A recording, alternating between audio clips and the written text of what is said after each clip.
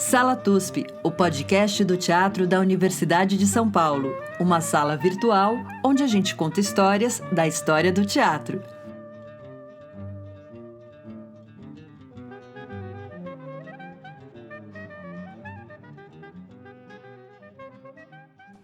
Olá, ouvintes do Sala TUSP, bem-vindos à nossa sala virtual, que agora está aberta. Estamos acomodados aqui nos nossos respectivos sofás, abancados em nossas escrivaninhas, como dizia Mário de Andrade. Eu estou em São Paulo, aqui na rua Barroso Neto, e estou conectada com uma pessoa que aniversaria junto com o nosso assunto, Chico Pérez. Isso aí, Maria. Bem-vindos a mais um podcast do TUSP. E exatamente daqui a uma semana, completo 43 anos. Então, junto com o grupo também que vai falar com a gente hoje. E a gente está conectado com Aracaju, no Sergipe, Lindolfo Amaral, queridíssimo. Oi, Lindolfo. Boa tarde ou bom dia. Aliás, toda hora é hora, vamos ouvir, né? É um prazer imenso estar conversando com vocês, falando um pouco do Grupo Emboaça, grupo que nasceu no dia 28 de agosto de 1977. Então, vamos conversar um pouco sobre o Emboaça. Que demais. Gente, eu vou apresentar o Lindolfo. Eu tive vários... a gente vai fazendo os caminhos aqui, né? A gente normalmente apresenta por um currículo acadêmico, porque estamos dentro da universidade, mas o mais bacana é que eu descobri que existe uma monografia de mestrado sobre o Lindolfo. Dá até vontade de apresentar ele pela monografia, demais, da Caroline Loureiro, né? O Lindolfo ele é graduado em licenciatura em Ciências Biológicas, olha que massa, pela Universidade Federal de Sergipe, possui pós-graduação em Educação Artística, pela Universidade Federal da Paraíba, fez curso interamericano de Política e Administração Cultural a nível de pós-graduação na Universidade Federal da Bahia, num convênio com a OEA.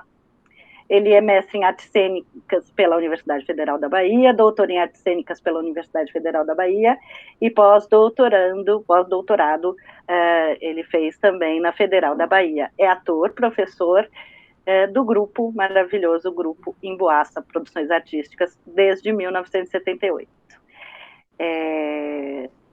Uma formação aí muito bacana, porque muito completa e muito circulante aí no Nordeste. Né? Então, quando eu penso no Lindolfo, eu penso nessa pessoa que é de um lugar específico, especial demais, que é o estado de Sergipe e Aracaju, mas que tem esse trânsito nordestino, assim, especialíssimo. Pois é, veja como é, Maria. Eu terminei o curso de Biologia e participei de uma seleção na Universidade Federal da Paraíba para fazer uma pós-graduação em teatro. Às vezes me perguntam como é que foi isso. Aí eu digo, olha, o seguinte, nós não tínhamos licenciatura em teatro na Universidade Federal de Sergipe, como nós não tínhamos em quase nenhuma universidade no Nordeste. Somente existia a licenciatura na UFBA, exclusivamente na UFBA. As demais capitais não tinham ainda licenciatura. Tinha sim, tinha um curso de teatro na Universidade Federal de Pernambuco, que foi fundado em 1958 pelo nosso querido, saudoso Ariano Suassuna. Então, só essas duas capitais. E a Lei 5692, né, todo mundo já sabe, conhece, né, já caducou, já temos outra LDB, tinha proposto, na grade curricular, o ensino, a disciplina Educação Artística. E não se tinha mão de obra qualificada para ministrar essa disciplina. Então, eu fui participar dessa pós-graduação que reuniu estudantes de todo o Nordeste, com exceção da Bahia e de Pernambuco. Então, nós tínhamos estudantes do Maranhão, Ceará, Piauí, Rio Grande do Norte, Paraíba, Alagoas e Sergipe. Foi um curso muito interessante e foi lá que eu conheci várias professoras queridas e professores também. Entre elas, Ingrid Dorme Codella, Silvana Garcia, Ana May, Cecília Conde, Laísa Derden. Basta falar dessas professoras para que você tenha ideia de como foi um curso, né?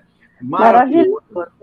Eu tenho que aqui fazer um agradecimento especial à minha querida orientadora de coração, que foi minha orientadora no doutorado, mas que é uma figura importantíssima na minha vida, que é a Ingrid. Então, assim, quando você fala disso, me acalora bastante. Eu adoro a Ingrid. De vez em quando nós estamos conversando. Ano passado, uma coisa bem interessante, Maria. Nós temos um curso no Grupo Emboaça de formação de ator. Esse curso ele funciona de março a dezembro. São 2 aulas por semana, das 19 às 21h30. Nós recebemos anualmente 25 alunos, né? No máximo 25 alunos. É um curso que nós oferecemos gratuitamente, porque a contrapartida que o grupo está dando à cidade, né? Afinal de contas, o grupo ocupa uma sede, que é um espaço, uma antiga escola municipal, ou seja, é um espaço público, e essa forma de dar essa contrapartida para a comunidade sergipana, melhor dizendo, aracajuana, foi muito importante para nós. Aliás, muito importante porque esse curso é um curso que propicia a renovação do elenco do Emboaça. Isso tem propiciado a manutenção do grupo. E o ano passado, eu tive a honra de receber, nessas aulas virtuais, como nós estamos tendo agora, tive a honra de receber a Ingrid em uma das nossas aulas para falar sobre o teatro didático de Brecht. Maravilhoso, Lindolfo. Querido, me deu uma curiosidade, uma mosquinha aqui me passando de sua infância, porque como eu fui ler o trabalho lá da Caroline, você é de Itabaiana, é isso? Isso, exatamente. Eu sou da cidade de Itabaiana, uma cidade que fica a 54 quilômetros de Aracaju, na região do Agreste. É uma cidade conhecida pela grande quantidade de caminhoneiros. Eles estão aí espalhados pelo país inteiro, né? E essa cidade, por ter esses homens transitando nas rodovias brasileiras, eles trazem muita coisa também, né? Então, é uma cidade do comércio. Parece que a cidade tem uma herança meio árabe, né? Porque são pessoas que comercializam tudo, inclusive ouro. É muito interessante. Eu não comercializo nada, só a minha arte. Ai, como não? Comercializa informação, mas por troca, não por dinheiro. Então, e aí, eu saí muito novo de Itabaiana, porque meus pais são pernambucanos, né? E, então, meu pai resolveu levar a família de volta para Caruaru. E aos 3 anos eu estava em Caruaru, onde eu vivi a minha infância. Eu só voltei para Aracaju aos 15 anos. Meu curso primário, né, o nosso antigo curso primário, eu estudei em Caruaru, no grupo escolar Professor José Leão, eu ainda lembro do nome. E lá eu consegui dar os primeiros passos, né, lá em Caruaru, no teatro, ainda criança, adolescente. E lá também eu conheci um diretor fantástico, Vital Santos. Talvez as pessoas não conheçam Vital Santos. Aliás, a gente vê falar muito pouco da produção teatral do Nordeste, né? Muito pouco. Sim. E o Vital, ele tinha um grupo na cidade de Caruaru, do Teatro Experimental de Caruaru, e ele montou espetáculos que conquistaram vários prêmios. Vários espetáculos conquistaram vários prêmios, né?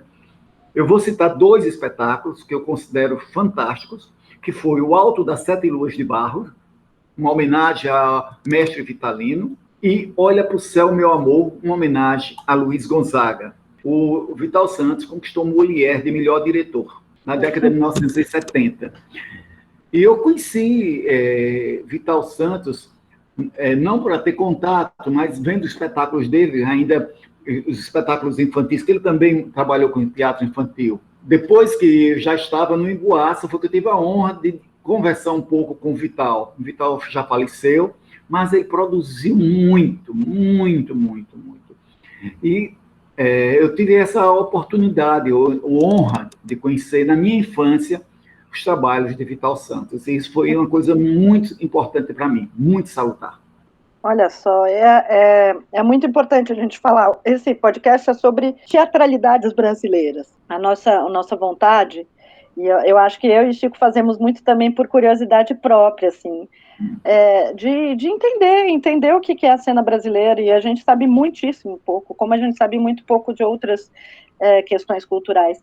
E aí me vem a pergunta para vocês, porque vocês em Goaça, para a gente aqui, confluem dois temas de séries que a gente faz, que são grupos históricos, mas um outro que fala sobre cultura tradicional. E aí eu queria te ouvir um pouco como é que foi essa sua formação lá em Caruaru, junto da cultura tradicional do Nordeste, como é que foi? Então, Caruaru tem uma grande feira, né? Uma feira muito famosa, né? A Feira de Caruaru, né? Uma feira famosa também na música, né? A Feira de Caruaru, que o Luiz Gonzaga gravou, enfim. E na Feira de Caruaru, eu morei bem pertinho da feira. Eu ia andando para a feira, passeava na feira, garotinho, né? E lá eu conheci os folhetos da literatura de cordel, que era extremamente popular naquele período, né? E ainda hoje mas a circulação desses folhetos hoje é em menor escala. E quando eu vim morar em Aracaju, eu tive a honra de conhecer dois grandes poetas populares, Manuel de Almeida Filho e João Firmino Cabral, que comercializavam os folhetos na feira aqui de Aracaju. Logo novo, adolescente ainda, aos 16, 17 anos, eu comecei a trabalhar em uma pequena gráfica. Foi por acaso, eu estava passando a chuva em uma marquise com os colegas, a gente estava brincando e tal, e nessa história de passar a chuva, eu entrei na gráfica, vi o rapaz lá trabalhando num acabamento de notas fiscais, talões de notas fiscais, e aí eu perguntei se ele queria ajuda e eu fui ajudar. Ele disse, vem amanhã aqui, aí terminei ficando. Nisso, eu aprendi a trabalhar com a máquina offset, uma impressora offset. Depois, eu soube que a Secretaria de Estado da Educação estava precisando de um impressor para trabalhar numa máquina offset, que ela não tinha impressor lá. E aí me contrataram e eu fui para a Secretaria da Educação. Nesse período, surge o Encontro Cultural de Laranjeiras, na cidade de Laranjeiras, que é uma cidade do círculo da cana-de-açúcar do período barroco, que fica a 26 quilômetros de Aracaju, e um encontro que surgiu com o objetivo de reunir os grupos populares, né? Vou aqui utilizar o termo folclórico, porque o público vai entender melhor, os grupos folclóricos da cidade de Laranjeiras e do estado de Sergipe. Mas não só reunir os grupos para apresentações, mas reunir também pesquisadores do país para debater questões relacionadas à cultura popular. Quem imprimia os folhetos e os textos era eu. E aí terminei participando desse debate. Tinha um festival de arte de São Cristóvão, que é uma outra cidade também do período barroco. E esse festival trazia espetáculos para apresentação dentro de uma programação que acontecia de sexta a domingo, somente 3 dias. Inclusive, Vital Santos veio para o Festival de Arte São Cristóvão também. E nesse festival veio um grupo chamado Teatro Livre da Bahia, que era dirigido por João Augusto. No elenco tinha Arildo Deda, foi professor de teatro da Escola de Teatro da UFBA, tinha Bem-vindo Siqueira, Sônia dos Humildes, enfim, um elenco fantástico, maravilhoso. Lindolfo, a gente entrevistou o Márcio Meirelles, né, o Teatro Livre da Bahia, ele depois vai dar origem, quer dizer, desculpa, Márcio ficou junto com eles um tempo, ou foi o núcleo deles que se transformou no Teatro da Vila? João Augusto João Augusto é carioca, foi aluno da primeira turma do curso de teatro do Tablado, ou seja, aluno fundador da Escola do Tablado, uma escola de teatro do Rio de Janeiro, fundada por Maria Clara Machado e Martim Gonçalves. Martim Gonçalves também participou da fundação. Martim Gonçalves era professor. Em 1956, o reitor Edgar Santos convida Martim Gonçalves para coordenar a criação do curso de teatro da Universidade da Bahia. Naquela época não era ainda a Universidade Federal da Bahia, era a Universidade da Bahia. Depois aqui pega o nome federal, mas era ligada ao governo federal. Martim Gonçalves resolve levar consigo João Augusto. João Augusto deu aula de História do Teatro na Escola de Teatro da UFBA, na época Universidade da Bahia, com Martim Gonçalves. Em 1958, ocorreu um problema entre eles dois e João sai da escola, passa a ser dissidente de Martim Gonçalves. Com João, saem vários alunos e eles criam um grupo chamado Sociedade Teatro dos Novos. Sim, é isso. Em seguida, eles vão criar um espaço que torna-se conhecido como Teatro Vila Velha. Esse espaço foi inaugurado em julho de 1964 por um grupo de jovens cantores e compositores. Não sei se o Márcio falou. Falou. Fala aí quem era. Caetano Veloso, Gilberto Gil, Maria Bethânia, Gal Costa, Jorge Maltner. Eu acho, sabe por que é legal a gente retomar isso? E vocês podem ouvir o podcast sobre o Teatro Vila Velha, o Olodum, com o Márcio Meirelles. Mas é interessante porque houve esse momento que foi um momento de grande efervescência na Bahia e que nós, sudestinos tacanhos, desconhecemos na maioria das vezes. E aí muita coisa surgiu, inclusive Glauber, inclusive o Otton fazia parte Isso, o Otton Bastos fazia parte do Teatro do Sociedade Teatro dos Novos, exatamente. Sim.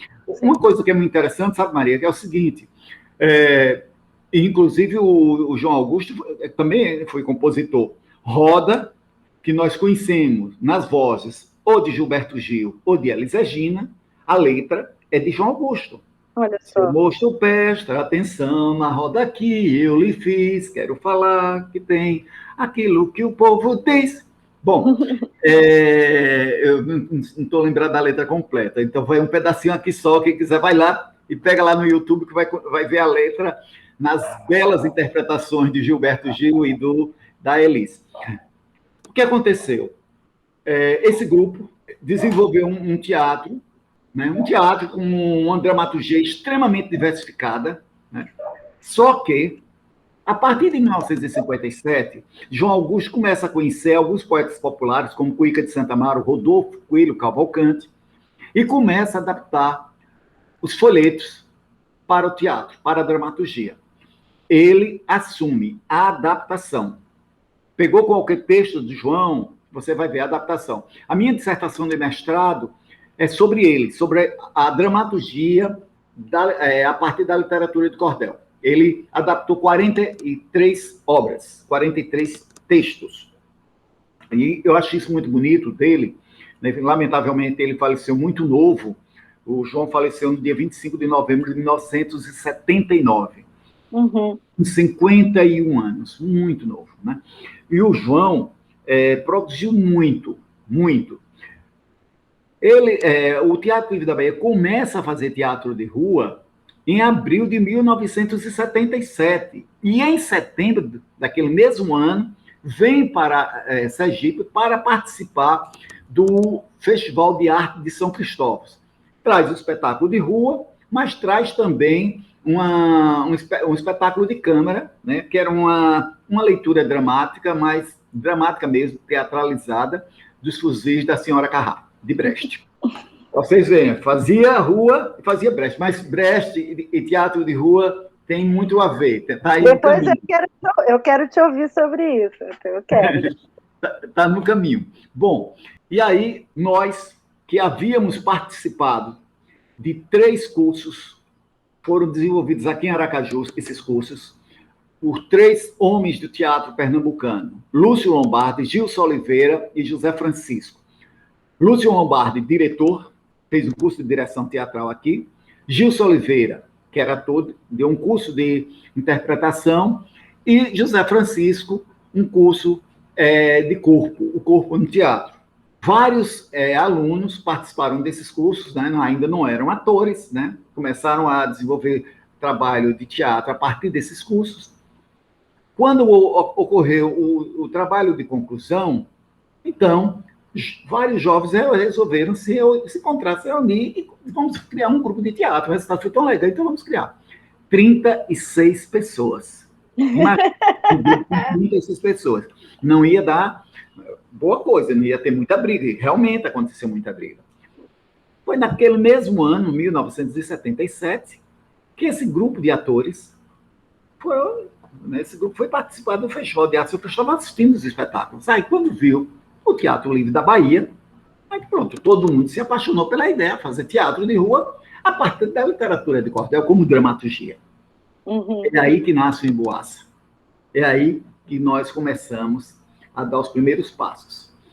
Nesse mesmo ano, Bem-vindo Siqueira veio para Aracaju ministrar uma oficina de teatro de rua, a convite da Sociedade de Cultura Artística de Sergipe. E o Antônio Amaral foi participar do curso dele, trouxe as ideias, as técnicas de triangulação, enfim. E aí nós começamos a fazer isso e, no ano seguinte, estreamos o nosso primeiro espetáculo, intitulado Teatro Chamado Cordel, com 2 textos. O Marido que Passou o Cadeado na Boca da Mulher, folheto de Cuíca de Santa Amaro, adaptado por João Augusto, e O Matuto com Balaio de Machis, texto de José Pacheco. Quando eu falo texto, digo folheto, tá? Tá. Adaptação de Antônio Amaral. Esse foi o nosso primeiro trabalho, né? Claro que a partir daí nós começamos a trilhar um caminho, buscando uma identidade para o grupo, né? Claro que o grupo é reconhecido como um grupo de teatro de rua, que trabalha com as manifestações populares, né? A sua grande fonte de pesquisa é a cultura popular, exatamente, ou as culturas populares. E aí tem essa ligação sua muito, muito forte com o Brecht. Como surge aí? Qual é esse encontro?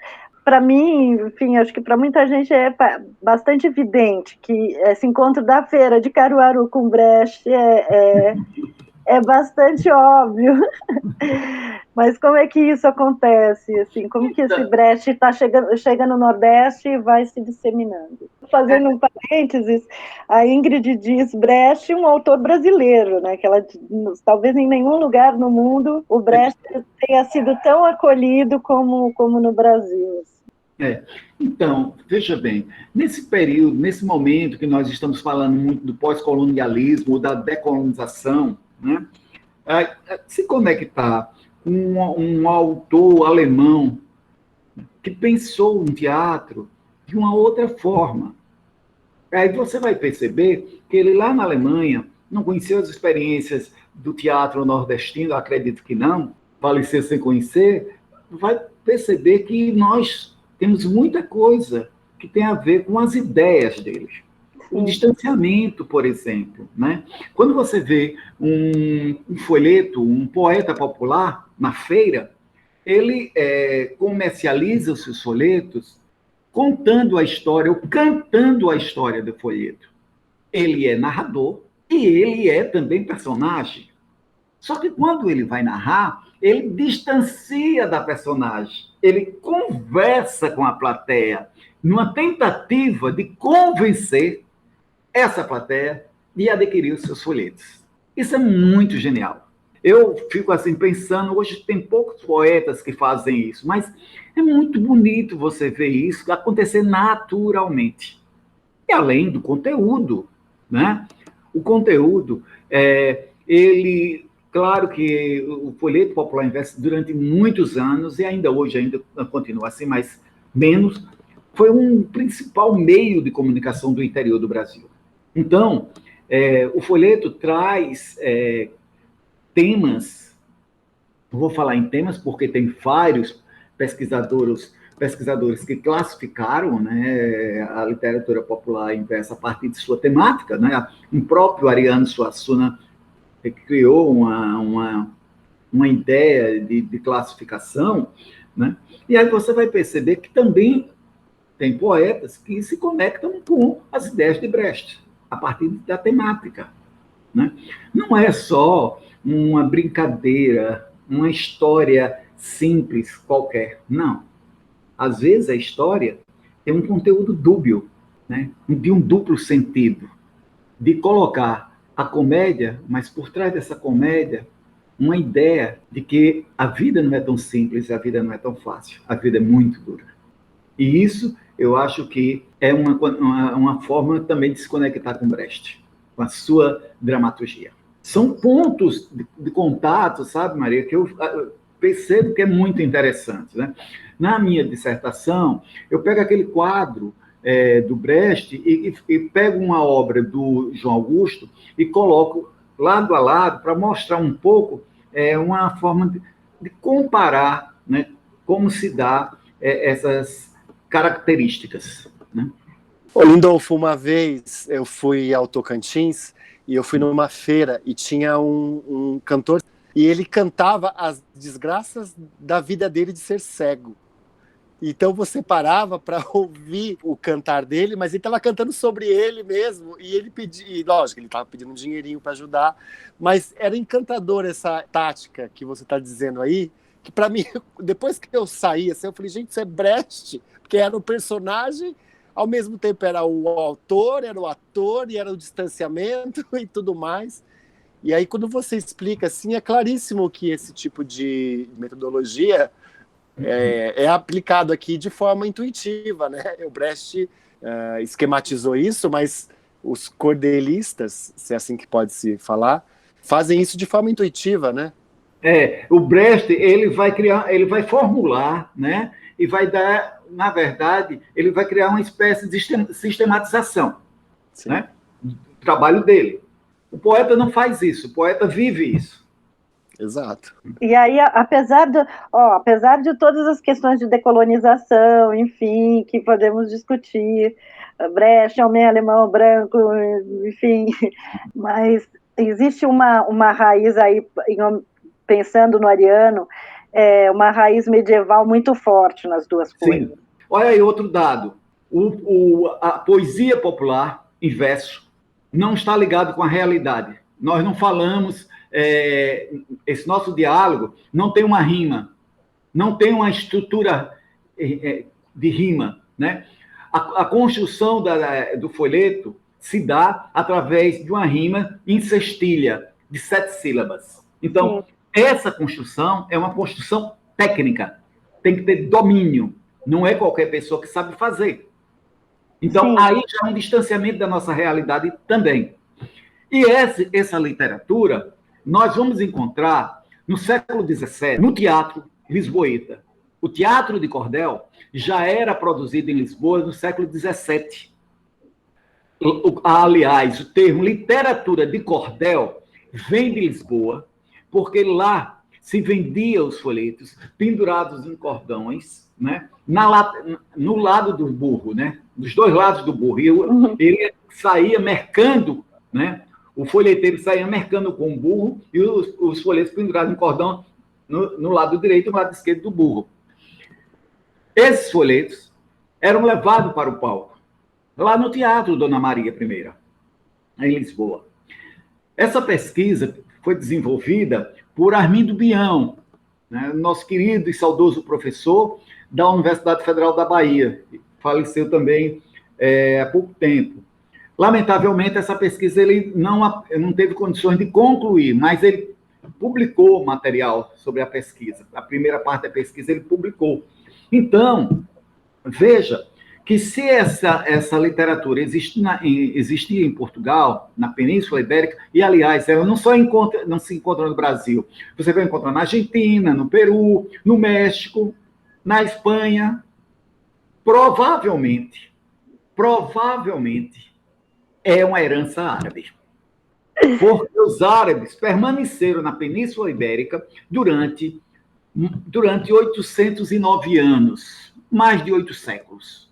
Então, eles deixaram muita coisa na Península Ibérica que chegou até nós via os colonizadores portugueses. Então, você tem terno de reis, reisados, guerreiros, chegança, a luta de mouros e cristãos, cavalhadas, tudo isso aí tem um pé na Idade Medieval. Sim. Onde eu li isso há pouco tempo, Somos Árabes, era uma coisa assim, não vou me lembrar agora, depois se eu lembrar eu ponho o link no descritivo, gente, mas olha só, aproveitando que você fez essa ligação com essa cultura ibérica também nos países latinos, queria que você contasse um pouco desse contato do Emboaça com a América Latina. Aí, já podendo fazer um gancho aí sobre uma coisa que eu acho que a gente já conversou bastante em outras situações, que é essa resistência do teatro feito em grupo na América Latina.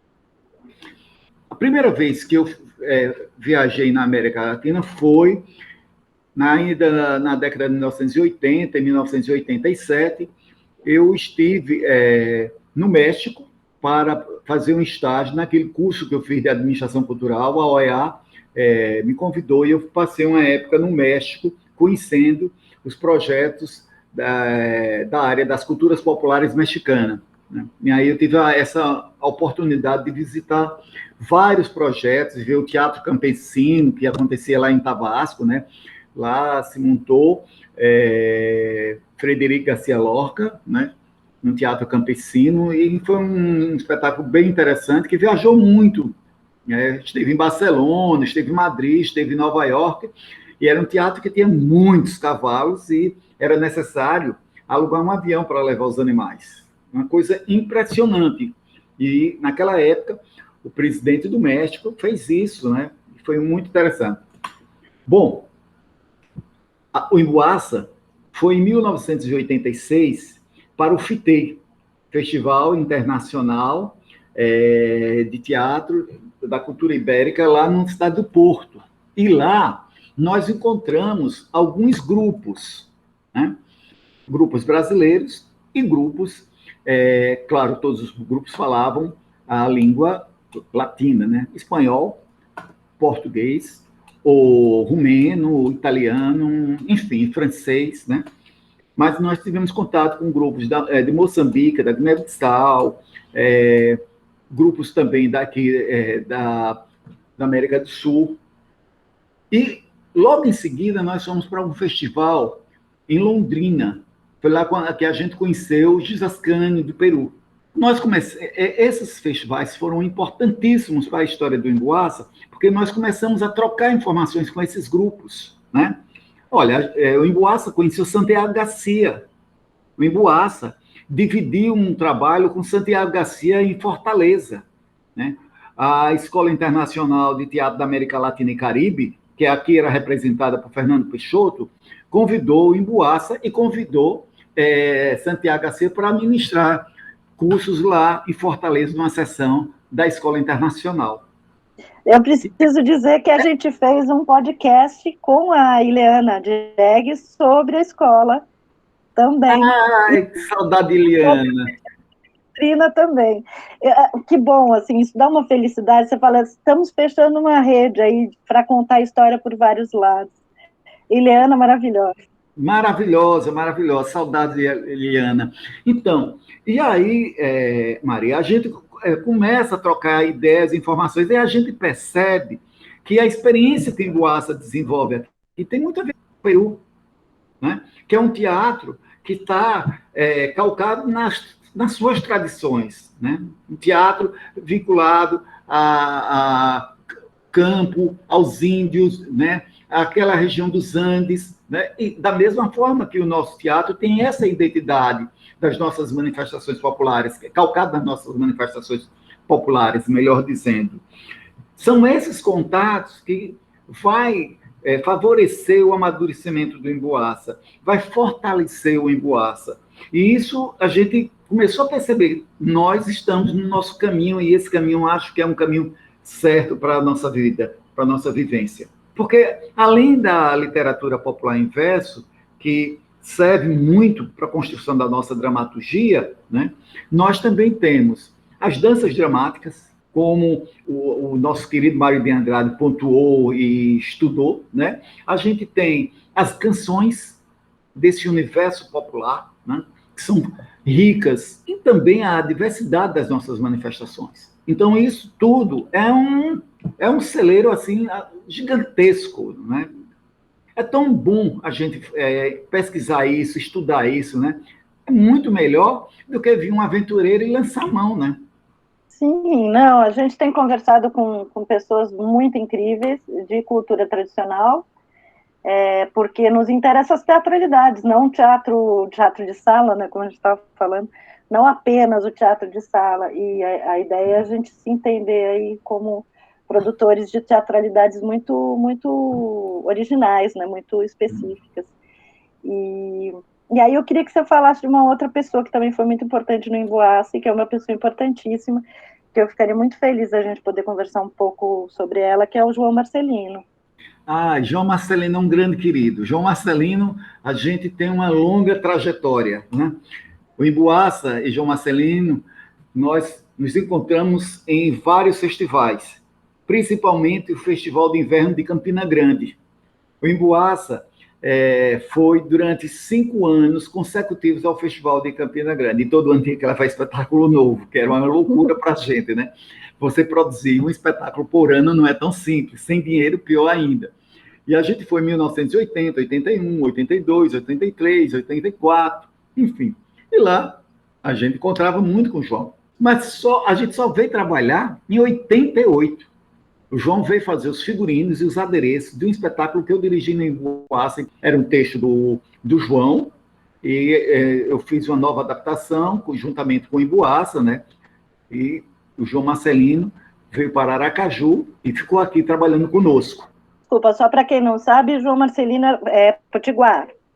João Marcelino é da cidade de Macaíba, uma cidade que fica na Grande Natal. Ele atualmente mora em Natal. João Marcelino, ele trabalhou em vários grupos pelo país, né? Ele trabalhou com o Armazém, né? Com Paulo de Moraes, que é um grupo de Londrina, mas que é residente do Rio de Janeiro, né? Ele trabalhou com Cláudio de Shakespeare, com Estandarte, com vários grupos, né? Sim. Com Emboaça, então, com o Amulengo de Cheiroso, aqui de Aracaju, ele também dirigiu um espetáculo aqui em um outro grupo, fez os figurinos do Cavaleiros da Triste Figura para o grupo Boca de Cena, também daqui de Aracaju, que teve a direção do Fernando Yamamoto, do Cláudio Shakespeare, né? Então, o João Marcelino tem essa diversidade. É um grande ator, canta maravilhosamente bem, né? E faz figurinos. Aliás, eu prefiro dizer, ele é um grande diretor de arte, porque é figurino, ele desenha, pinta em aquarela, apresenta os figurinos,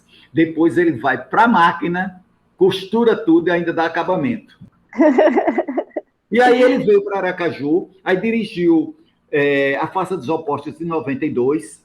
Vou falar dos espetáculos que ele dirigiu. A Farsa dos Opostos, depois ele dirigiu Chico Rei. A Farsa dos Opostos é um texto construído pelos atores do Emboaça, mas a dramaturgia foi assinada por Clotilde Tavares. Clotilde é da Paraíba, mas mora em Natal. Clotilde, depois da Farsa dos Opostos, fez vários outros textos para vários outros grupos, né? Inclusive, trabalha de vez em quando está trabalhando com Carmim, né? O grupo Carmim. Sim. As pessoas conhecem aí também de longas datas. João dirigiu Chico Rei de Valmir Ayala, em 1995, e no 1996 ele dirigiu Janeiro Meu Bem, um texto de Aglaé, e em 97, O Alto da Barca do Inferno, de Gil Vicente, e em 98 ele dirigiu Senhor dos Labirintos, vida e obra do Arthur Bispo do Rosário, que estreou no dia 6 de janeiro, dia de Reis, em Japaratuba, na cidade onde o bispo nasceu. Que lindo. E a dramaturgia do Senhor dos Labirintos é de Maurício Arruda Mendonça, que é dramaturgo também do Armazém, né, de teatro, e o título do espetáculo, Senhor dos Labirintos, é inspirado na obra da nossa querida Luciana Hidalgo. Ela escreveu o livro Senhor dos Labirintos, que é a história da vida e obra do Bispo do Rosário. Depois disso, Nós tivemos um trabalho com o João em 2010, ele montou a Grande Serpente. Em 2012, ele remontou a Face dos Opostos. Então, sempre estamos trabalhando com ele, vez por outra, né? E é um querido, é um grande amigo, a gente sempre está conversando, trocando ideias, muitíssimo inteligente, é uma pessoa fantástica. Demais. E aí, hoje, assim, é uma pergunta complexa para o momento, porque acho que você viveu muito plenamente um auge de possibilidades, sempre precaríssimas, mas possibilidades de organização em grupo, e essa produção autoral brasileira, enfim. Aqui em São Paulo, a gente vive um momento muito crítico em relação à viabilidade dessa forma de se organizar e de se produzir. E aí veio essa pá de cal, né, sobre nós, que é a situação da pandemia. Então, devo perguntar como está hoje, quais são os enfrentamentos necessários, e como que você vê essa questão da política cultural num sentido mais amplo daqui para o futuro. Nossa, é uma perguntinha super fácil, né? Então, deixa eu tentar. Você vai me puxar daqui a pouco, tá? Ou você, tá bom. ou o Francisco me puxa, porque eu vou falar umas coisinhas aí, depois eu quero que você me puxe. Veja bem, em 98, quando nós estávamos participando de um evento da Cooperativa Paulista de Teatro, na oficina Oswald de Andrade, a gente apresentou espetáculo. Eu acredito que eu acho que foi um encontro brasileiro de teatro de grupo promovido pela Cooperativa Paulista. Naquele ano, nós fomos convidados a desenvolver um projeto com mais 12 grupos de dança e de teatro. Inclusive, o Bando do Teatro Olodum estava também. Do Nordeste, em Embu-Açu, o Bando do Teatro Olodum. Pois bem, os recursos para a realização, para o desenvolvimento desse projeto, foram recursos de 2 ministérios, do Ministério da Cultura e do Ministério do Trabalho. Eram recursos do FAT, Fundo de Assistência ao Trabalhador. Porque naquele ano, uma pessoa que trabalhava dentro do Ministério da Cultura disse o seguinte: artista é trabalhador, ator é trabalhador, e tem direito também a usar os recursos do FAT. Um único ano que nós tivemos direito a esses recursos. Com esses recursos, nós trouxemos várias pessoas para desenvolver trabalhos aqui no Embu-Açu.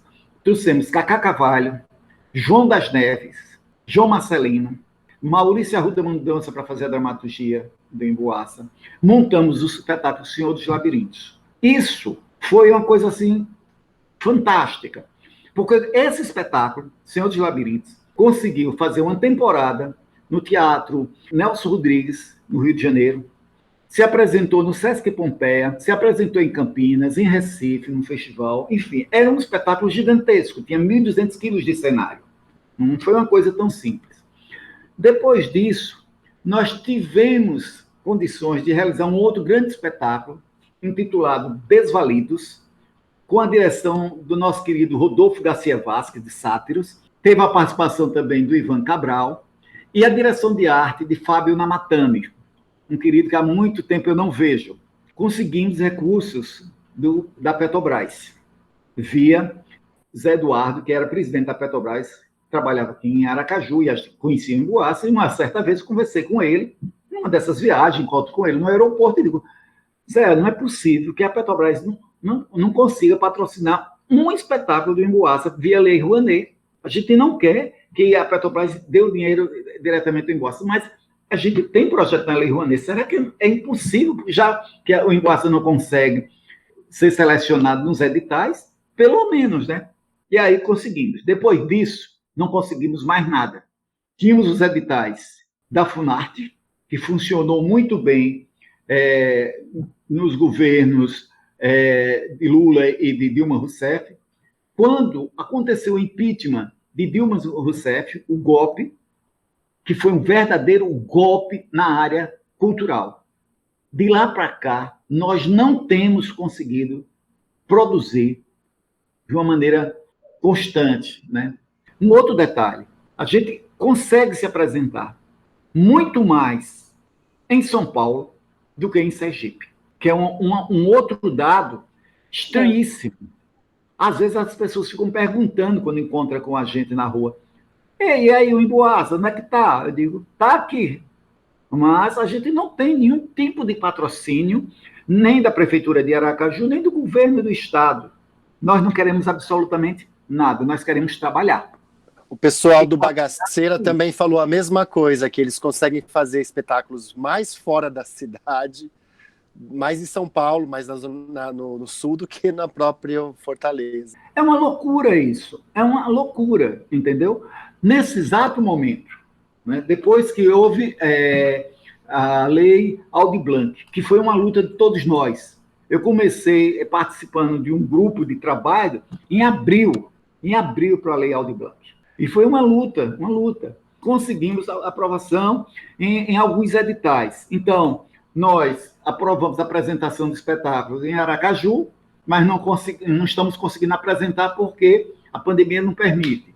Né? Não queremos fazer no sistema remoto, nós queremos fazer no sistema presencial. Eu, particularmente, consegui conquistar um edital para publicar minha tese de doutorado intitulado A Presença do Cordel na Dramaturgia Brasileira.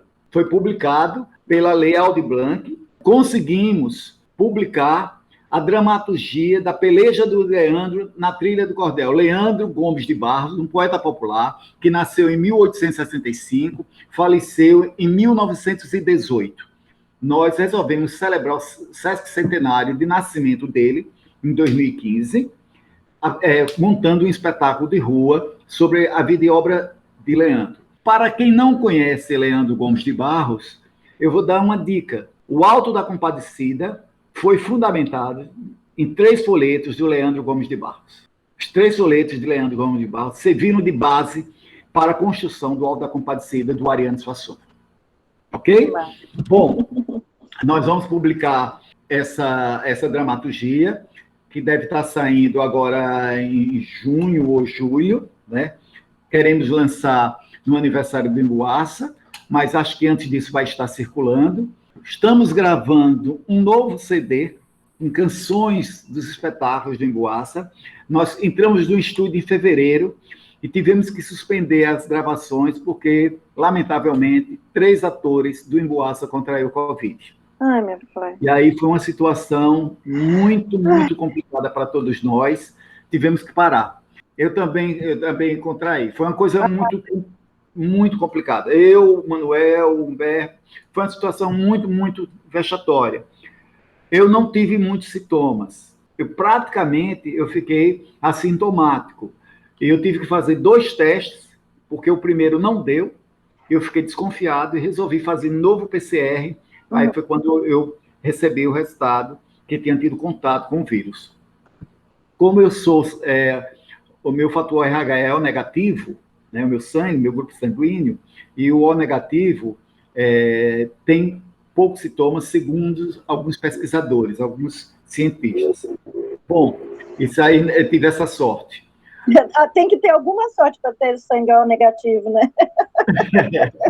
Única. Porque nós somos doadores universais, mas nós não somos, só podemos receber do O negativo, né? Então, tem essa loucura também, né?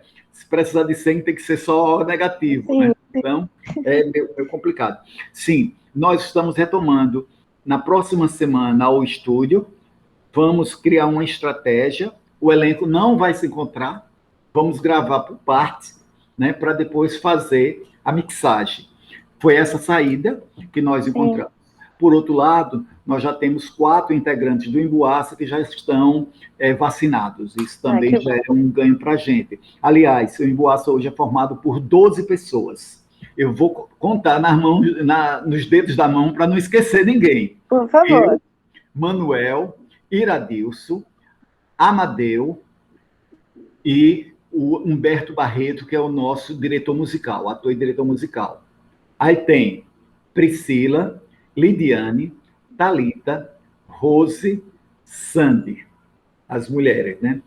Depois 10. Aí tem Rógeres e Fabinho, que são nossos técnicos. Nós temos Amanda Steinbach, que está nesse momento aí em São Paulo. Amanda, inclusive, está dando uma aula como professora substituta da Unesp, é uma querida, está fazendo direção na SP.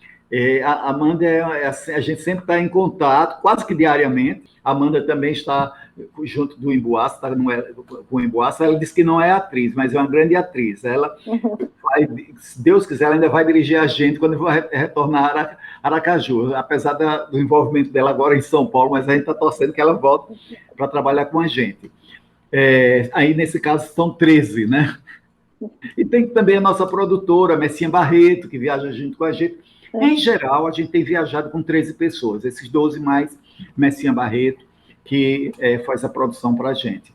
O que é maravilhoso, né? É uma família grande, né? É um grupo grande, uma família grande, que quando a gente viaja, assim, sempre tem uma certa tranquilidade, porque tem alguém na nossa retaguarda cuidando da gente, e isso é muito interessante. É claro, quem faz teatro de rua sabe a dificuldade que é uma apresentação na rua. A gente, às vezes, fica exposto a várias situações. Então, é bom sempre ter alguém no nosso entorno para nos ajudar, né? Porque aí dá uma certa tranquilidade. Lindolfo, você sentiu modificação em relação a... É uma pergunta meio estranha. Agressividade de público depois do golpe, assim? Nós não sentimos ainda. Eu confesso a você que nós estivemos em 2017, em São Paulo, em 2019, e interessante, o público é muito receptivo. Em qualquer cidade que a gente vai no interior de São Paulo, há um carinho, há um afeto tão grande com a gente que eu fico assim impressionado. A gente foi, por exemplo, para a Olímpia, foi lindo a apresentação em Olímpia. A gente tem ido às cidades longe de São Paulo e é uma coisa tão linda, porque a gente tem entrado mesmo, né? Presidente Venceslau, presidente Prudente, tem ido a várias cidades. Eu tenho percebido assim que há um carinho muito grande, tá? Agora, talvez, se a gente for para um outro estado, pode ser que a gente encontre algumas dificuldades, mas até agora tem sido tranquilo. A gente, no Nordeste já é mais tranquilo, né? Há uma identificação imediata com o nosso trabalho. No Sul, eu acho que há um certo distanciamento, mas tem muito carinho também. Eu confesso a você, a gente fez o Palco Giratório em 2011, a gente viajou do Rio Grande do Sul ao Amapá, passando por Acre, Mato Grosso, e foi assim, fantástico, fantástico. Né? O Palco Giratório do SESC foi, né, lamento que nesse momento não está mais acontecendo devido à pandemia, né? O ano passado, este ano, não aconteceu, mas é um projeto que vale a pena participar. Sim. Ai, que demais, Lindolfo. Vocês têm, lógico, essa raiz que se conecta, né, com bem, né? Uma vez o diretor, o Calderón, o Guillermo Calderón, um diretor chileno e dramaturgo chileno, disse que achava estranho essa coisa de nacionalismo. Perguntaram se ele era um autor chileno. Ele falou, não gosto muito de pensar assim em nacionalismo, mas a gente sabe que existe um laço cultural que nos une e ecoa, eu acho que, principalmente nessa afetividade em relação a essas produções ligadas à tradição.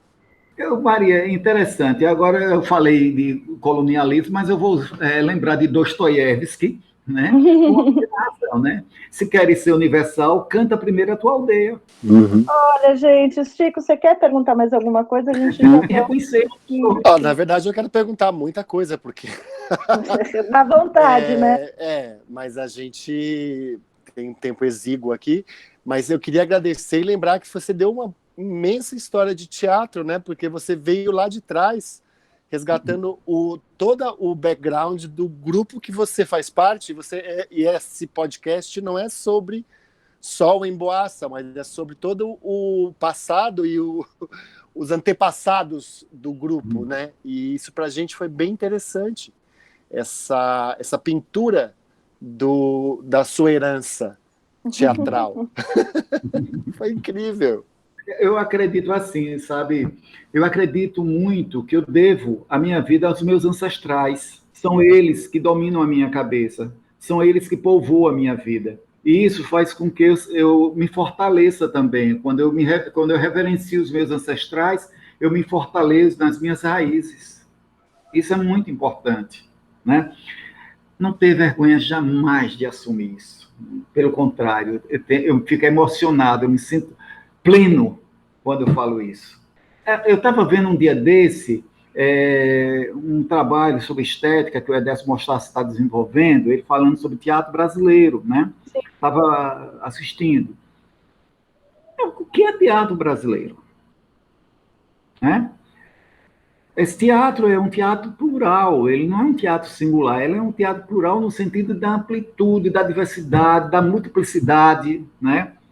E aí, esse teatro que nós desejamos conceituar como teatro brasileiro, ele vai ter que beber numa fonte chamada popular. O nosso teatro de rua, hoje, ele é um teatro altamente diversificado. Aliás, o Amir Haddad diz uma coisa que é bem interessante. A Amir Haddad tem um manifesto chamado A Peste. Né? Eu não sei se vocês conhecem. Esse manifesto fala de como cresceu o teatro de rua no Brasil.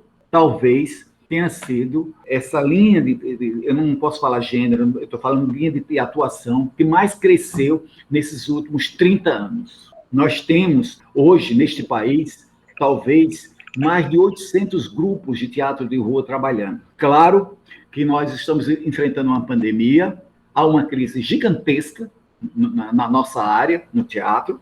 Nós vamos vencer isso, nós vamos vencer, né, o genocida e vamos voltar às ruas. Sim, rua para todo mundo, gente. Quando estiver seguro, eu me despeço de vocês, muito feliz de fazer parte da aldeia do Lindolfo e do Grupo Emboás. Beijos, queridos. Obrigada, Lindolfo. Nada, beijo, gente. Foi bom.